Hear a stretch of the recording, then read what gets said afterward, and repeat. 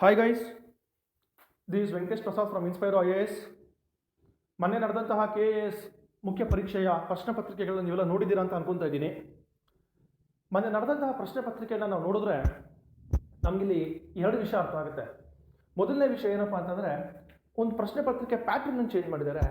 Pattern ಅಂತ ನಾವು ನೋಡೋದಾದರೆ ಮೊದಲು ಏನು 12 ಅಂಕಗಳಿಗೆ ಬರ್ತಾ ಇತ್ತು, ಇವಾಗ ಅದು 10 ಮತ್ತು 15 ಅಂಕಗಳಿಗೆ ಬಂದಿದೆ. ಮತ್ತು ಎರಡನೇದು ಏನಪ್ಪ ಅಂತಂದರೆ, the type of questions and the depth of the questions ಏನು ಮೊದಲು ಕೇಳ್ತಾ ಇದ್ರು, ಇವಾಗ ಅದು ಸಂಪೂರ್ಣವಾಗಿ ಚೇಂಜ್ ಆಗಿದೆ.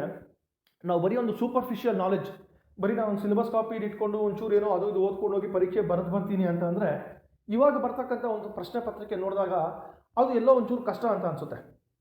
ಸೊ ಇವಾಗ ನಮಗೆ ಬರೀ ಸಿಲೆಬಸ್ ಕಾಪಿ ಇಟ್ಕೊಂಡು ಓದ್ಕೊಂಡು ಹೋಗೋದಿಲ್ಲ, ಒಂದು depth of knowledge and different ಡೈಮೆನ್ಷನ್ಸಲ್ಲಿ ಏನು ಓದಬೇಕು ಅಂತ ನಮಗೆ ಓದಬೇಕಾದ್ರೂ ತುಂಬ ಮುಖ್ಯ ಆಗುತ್ತೆ. ಸೊ ಇದನ್ನು ಗಮನದಲ್ಲಿಟ್ಕೊಂಡು ನಿಮ್ಮ ಇನ್ಸ್ಪೈರೋ IAS KAS ಒಂದು ಯುನೀಕ್ ಪ್ರೋಗ್ರಾಮ್ನ ನಾವು ಲಾಂಚ್ ಮಾಡ್ತಾ ಇದ್ದೀವಿ. ಆ ಪ್ರೋಗ್ರಾಮ್ ಹೆಸರೇ ಬರವಣಿಗೆ ಅಂತ ಹೇಳ್ಬಿಟ್ಟು. ಈ ಬರವಣಿಗೆ ಪ್ರೋಗ್ರಾಮ್ನ ಒಂದು ವಿಶೇಷ ಏನಪ್ಪ ಅಂತಂದರೆ, ಇಲ್ಲಿ ನಾವು ನಿಮಗೆ 52 ಟೆಸ್ಟ್ಗಳು ಕೊಡ್ತೀವಿ. ಪ್ರತಿ ಟೆಸ್ಟ್ಗೂ ಒಂದು ಫೀಡ್ಬ್ಯಾಕ್ ಕೊಡ್ತೀವಿ, ಒಂದು ಡಿಸ್ಕಷನ್ಸ್ ಕೊಡ್ತೀವಿ. ನೀವು ಹೇಗೆ ಆನ್ಸರ್ ಬರೀಬೇಕಾಗಿತ್ತು ಅಂತ ನಿಮಗೊಂದು ಕಂಪ್ಲೀಟ್ ಫೀಡ್ಬ್ಯಾಕ್ ಕೊಟ್ಟು, ಒಂದು ಮೆಂಟರ್ಶಿಪ್ ಕೊಟ್ಟು, ಒಂದು ಕಂಪ್ಲೀಟಾಗಿ ನಿಮ್ಮನ್ನು ಸಂಪೂರ್ಣವಾಗಿ ಒಂದು ತಯಾರಿ ಮಾಡಿ ಕಳಿಸ್ತೀವಿ. ಎಷ್ಟೋ ಜನ ಹುಡುಗನ ಹತ್ರ ಬಂದಾಗ ಹೇಳ್ತಾರೆ, ಸರ್ ನಾನು ಪ್ರಿಲಿಮ್ಸ್ ಆದಮೇಲಿಂದ ನಾನು ಮೈಂಡ್ಸೆಟ್ ಪ್ರಿಪ್ರೇಷನ್ ಮಾಡ್ತೀನಿ, ಇಲ್ಲ ನಾನು ಮತ್ತೆ ನಿಧಾನಕ್ಕೆ ಪ್ರಿಪ್ರೇಷನ್ ಮಾಡ್ತೀನಿ ಸರ್ ಅಂತ ಹೇಳ್ಬಿಟ್ಟು. ಬಟ್ ಪ್ರಿಲಿಮ್ಸ್ ಆದಮೇಲಿಂದ ಮೈಂಡ್ಸ್ ಪ್ರಿಪ್ರೇಷನ್ ಮಾಡೋದ್ರಲ್ಲಿ ಏನಪ್ಪ ಒಂದು ತೊಂದರೆ ಆಗುತ್ತೆ ಅಂತಂದರೆ, ನಿಮ್ಮ ಒಂದು ಆನ್ಸರ್ ರೈಟಿಂಗ್ ಸ್ಕಿಲ್ ಅಂತ ನಾವೇನಂತೀವಲ್ಲ, ಅದನ್ನು ನೀವು ಸಂಪೂರ್ಣವಾಗಿ ನೀವು ಡೆವಲಪ್ ಮಾಡ್ಕೊಳ್ಳೋಕ್ಕಾಗೋದಿಲ್ಲ. ಯಾಕೆ ಅಂತಂದರೆ, ಇದು ಯಾವುದೋ ಒಂದು SLCನೋ PUC ಲೆವೆಲ್ ಪರೀಕ್ಷೆನೋ ಅಲ್ಲ. ಒಂದು ಕ್ವಶನ್ ರೆಡಿಮೇಡ್ ಕ್ವಶನ್ ಇದೆ, ಆ ಕ್ವಶನ್ಗೆ ನಾನೊಂದು ರೆಡಿಮೇಡ್ ಆನ್ಸರ್ ಇಟ್ಕೊಂಡಿದ್ದೀನಿ, ಅದನ್ನು ನಾನು ಹೋಗಿ ಬರೆದು ಬರ್ತೀನಿ ಅನ್ನೋಕ್ಕಾಗೋದಿಲ್ಲ. ಇಲ್ಲಿ ಈ ಆನ್ಸರ್ಸ್ ಬರೀಬೇಕಾದ್ರೆ, ಇದು KAS ಮುಖ್ಯ ಪರೀಕ್ಷೆಯ ಆನ್ಸರ್ಸ್ ಬರೀಬೇಕಾದ್ರೆ ಇಲ್ಲಿ ಪ್ರಾಕ್ಟೀಸು ಬೇಕು. ಮತ್ತು ನಿಮ್ಮಲ್ಲಿ ಇರ್ತಕ್ಕಂಥ ಒಂದು ನಾಲೆಡ್ಜ್ ಏನಿದೆ ಅದನ್ನು ಆ ಕ್ವಶನ್ ಬೇಡಿಕೆಗೆ, the demand of the question ಪ್ರಕಾರ ನೀವೊಂದು ಪ್ರೆಸೆಂಟ್ ಮಾಡಿ ಅದನ್ನು ಒಂದು ಸಿಂಕ್ ಮಾಡಬೇಕಾಗಿ ಬರುತ್ತೆ. ಅದನ್ನು ಯಾವತ್ತೋ ಒಂದಿನ ಎಕ್ಸಾಮ್ ಹಿಂದಿನ ದಿನ ಒಂದು ಪ್ರಾಕ್ಟೀಸ್ ಮಾಡಿ ಹೋಗಿ ಬರೀತೀನಿ ಸರ್ ಅಂತಂದರೆ ಅದು ತುಂಬ ಕಷ್ಟ ಆಗುತ್ತೆ. ಮತ್ತು ಎರಡನೇ ವಿಷಯ ಏನಪ್ಪ ಅಂತಂದರೆ, ನಾವು 2014 ಪೇಪರ್ ನೋಡಿದಾಗ ಏನು ಹುಡುಗರು ಪರೀಕ್ಷೆ ಬರೆದು ಬಂದಿದ್ರು, ಸರ್ ಒಂದು 50% ಜನ ಇಲ್ಲ 60% ಜನ ಸರ್ ನಾನು 20 ಕ್ವಶನ್ ಬರೆದಿದ್ದೀನಿ ಸರ್ ಅಂತ ಇದ್ರು. 2017 ಬಂದಾಗ ಒಂದು 80-85% ಜನ ಸರ್ ನಾನು 20 ಬರೆದಿದ್ದೀನಿ ಸರ್ ಅಂತಂದರೆ, ಈ ವರ್ಷ ನಾವು ವಿದ್ಯಾರ್ಥಿಗಳನ್ನ ಮಾತಾಡಿದಾಗ ಆಲ್ಮೋಸ್ಟ್ 90-95% ಜನ ಸರ್ ನಾನು 20ಕ್ಕೆ 20 ಕ್ವಶನ್ ಬರೆದಿದ್ದೀನಿ ಸರ್ ಅಂತಿದ್ದಾರೆ. ಸೊ ಇವಾಗ ಎಲ್ಲ ಕ್ವಶನ್ ಅಟೆಂಡ್ ಮಾಡ್ತಿದ್ದಾರೆ. ಆದರೆ ಯಾರು ಜಾಸ್ತಿ ಬರುತ್ತೆ, ಯಾರು ಫೈನಲ್ ಲಿಸ್ಟಲ್ಲಿ ಇರ್ತಾರಪ್ಪ ಅಂತಂದರೆ, ಯಾರು ಪ್ರಾಕ್ಟೀಸ್ ಮಾಡಿ ಆ ಕರೆಕ್ಟಾಗಿ ಕ್ವಶನ್ಗೆ ಏನಿದೆ ಕೀವರ್ಡ್ಸ್, ಆ ಕೀವರ್ಡ್ಸನ್ನು ಕರೆಕ್ಟಾಗಿ ಅರ್ಥ ಮಾಡಿಕೊಂಡು ಅದಕ್ಕೆ ಬೇಕಾಗಿರ್ತಕ್ಕಂಥ ಒಂದು ಆನ್ಸರ್ನ, ರಿಲವೆಂಟ್ ಡೇಟಾನ ಒಂದು ಕರೆಕ್ಟ್ ಪ್ರೆಸೆಂಟೇಷನ್ ಮಾಡಿರ್ತಾರೆ, ಅವ್ರು ಸೆಲೆಕ್ಟ್ ಆಗ್ತಾರೆ.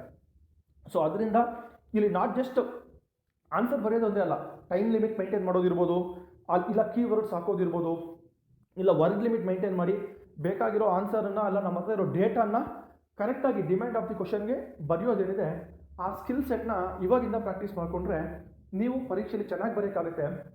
ಯಾರು ಫೈನಲ್ ಲಿಸ್ಟಲ್ಲಿ ಬರ್ತಾರಪ್ಪ ಅಂತಂದರೆ, ಯಾರು ಮೈನ್ಸಲ್ಲಿ ಆಲ್ಮೋಸ್ಟ್ ಒಂದು 50-55% ಆಫ್ ದಿ ಮಾರ್ಕ್ಸ್ ಏನಿದೆ ನಮ್ಮ 1250ಕ್ಕೆ ಇಲ್ಲ 1000ಕ್ಕೆ ಬರೀ GS ಪೇಪರ್ಸ್ ತೊಗೊಂಡಾಗ ಯಾರು ಒಂದು 50-55% ಆಫ್ ದಿ ಮಾರ್ಕ್ಸ್ ಮೈನ್ಸಲ್ಲಿ ತೊಗೊಂಡಿರ್ತಾರೆ, ದೇ ಹ್ಯಾವ್ ಒಂದು more probability to get in to the final list ಆಗುತ್ತೆ. ಸೊ ಅದರಿಂದ ಇವಾಗಿಂದನೇ ಬರೆಯೋದಕ್ಕೆ ಸ್ಟಾರ್ಟ್ ಮಾಡಿ. ಮತ್ತು ನಮ್ಮ ಈ ಬರವಣಿಗೆ ಪ್ರೋಗ್ರಾಮ್ನ ಒಂದು ಯೂನಿಕ್ನೆಸ್ ಏನಪ್ಪ ಅಂತಂದರೆ, ಇಲ್ಲಿ ಬರೀ ನಾವು ನಿಮಗೆ ಒಂದು ಟೆಸ್ಟ್ ಕೊಟ್ಟು ಅದೊಂದು ಫೀಡ್ಬ್ಯಾಕ್ ಎವ್ಯಾಲ್ಯೂಷನ್ ಅಂತ ಕೊಡೋದಿಲ್ಲ. ಇಲ್ಲಿ ನಾವು ನಿಮಗೆ ಪ್ರತಿಯೊಂದು ಸಬ್ಜೆಕ್ಟ್ಗೂ ಒಂದು ಸಬ್ ಟಾಪಿಕ್ಸ್ ಲಿಸ್ಟಿಂಗ್ ಕೊಡ್ತೀವಿ. ಲೈಕ್ ಸೇ ಫಾರ್ ಎಕ್ಸಾಂಪಲ್, ಇವಾಗ ನಾವಿಲ್ಲಿ ಪಾವರ್ಟಿ ಅಂತ ತೊಗೊಳೋದಾದರೆ, ಪಾವರ್ಟಿ ಇನ್ಇಕ್ವಾಲಿಟಿ ತೊಗೊಳೋದಾದರೆ ಏನು ಓದಬೇಕು ಅದರಲ್ಲಿ? ಸೊ ಅದರಲ್ಲೊಂದು ಡೆಫಿನೇಷನ್ ಓದಬೇಕಾಗಿ ಬರ್ಬೋದು, ಇಲ್ಲ ಡಿಫ್ರೆಂಟ್ ಟೈಪ್ಸ್ ಆಫ್ ಪಾವರ್ಟಿ ಕಲ್ತ್ಕೋಬೇಕಾಗಿ ಬರ್ಬೋದು, ಇಂಡಿಯಾದಲ್ಲಿ ಯಾವ್ಯಾವ ಕಮಿಟೀಸ್ ಬಂದಿತ್ತು, ಎಷ್ಟು ಎಸ್ಟಿಮೇಷನ್ ಮಾಡಿದ್ರು ಅದನ್ನೆಲ್ಲ ತಿಳ್ಕೊಬೇಕಾಗಿ ಬರ್ಬೋದು, ಇಲ್ಲ ಅದಕ್ಕೊಂದು measures to poverty, like say ಒಂದು ಸ್ಕೀಮ್ಸ್ ಮಾಡ್ತಾ ಇದ್ದಾರಾ, ಸೆಲ್ಫ್ ಎಂಪ್ಲಾಯ್ಮೆಂಟಾ, ಇಲ್ಲ ಏನೇನು ಮಾಡ್ತಿದ್ದಾರೆ. ಸೊ ಎಷ್ಟು ಡೈಮೆನ್ಷನ್ಸಲ್ಲಿ ಇದನ್ನೆಲ್ಲ ಓದಬೇಕಾಗುತ್ತೆ, ಅದನ್ನೆಲ್ಲ ನಾವು ನಿಮಗೆ ಏನೇನು ಓದಬೇಕು, ಎಷ್ಟು ಓದಬೇಕು ಅಂತೆಲ್ಲ ಹೇಳಿಕೊಟ್ಟು ಒಂದು ಮೆಂಟರಿಂಗ್ ಮಾಡಿ, ನಿಮ್ಮ ಒಂದು ಸ್ಕಿಲ್ ಸೆಟ್ ಏನಿದೆ ಆನ್ಸರ್ ರೈಟಿಂಗ್ ಸ್ಕಿಲ್ ಸೆಟ್ನ ಅದನ್ನು ಮೆಂಟರಿಂಗು ಮಾಡಿ ಪ್ಲಸ್ ಮಾನಿಟ್ರಿಂಗು ಮಾಡಿ, ಕರೆಕ್ಟ್ ದಾರಿಗೆ ಹೋಗ್ತಾ ಇದ್ದೀರಾ ಇಲ್ವಾ, ಇದನ್ನೆಲ್ಲ ಮಾಡಿ ಕರೆಕ್ಟಾಗಿ ನಾವು ಮಾಡಿಕೊಡ್ತೀವಿ. ಪ್ಲಸ್ ಈ ವರ್ಷದ ಒಂದು ಮುಖ್ಯ ಪರೀಕ್ಷೆಯ ಒಂದು ಪರ್ಫಾರ್ಮೆನ್ಸ್ ನೋಡೋದಾದರೆ, ಔಟ್ ಆಫ್ 78 ಕ್ವಶನ್ಸ್ ಏನಿದೆ, 58 ಕ್ವಶನ್ಗಳು ನಮ್ಮ ಒಂದು ಟೆಸ್ಟ್ ಸೀರೀಸ್ನ ಡೈರೆಕ್ಟಾಗಿ ಬಂದಿದೆ.